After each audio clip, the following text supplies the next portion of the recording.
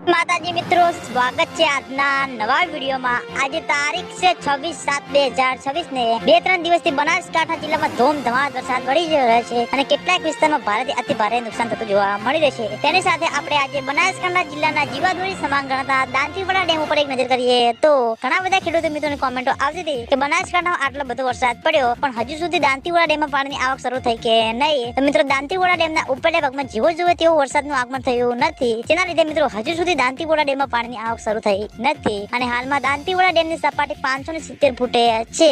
દાંતીવાડા ડેમની ભયાનક સપાટી 604 ફૂટ છે મિત્રો। અત્યાર સુધીમાં મિત્રો હજુ સુધી 2026માં દાંતીવાડા ડેમમાં નવા નીરનું આગમન થયું નથી અને દાંતીવાડા ડેમમાં નવા નીરનું આગમન થશે તો સૌથી પહેલા તમને બધાને આ ચેનલ દ્વારા વિડીયો બનાવી જાણ કરવામાં આવશે। એટલે તમે બધા અમારી ચેનલ ઉપર નવા હોય તો વિડીયોને લાઈક કરી દેજો, કોમેન્ટ કરી દેજો અને ચેનલને સબસ્ક્રાઇબ પણ કરી દેજો। તો મિત્રો, જય માતાજી।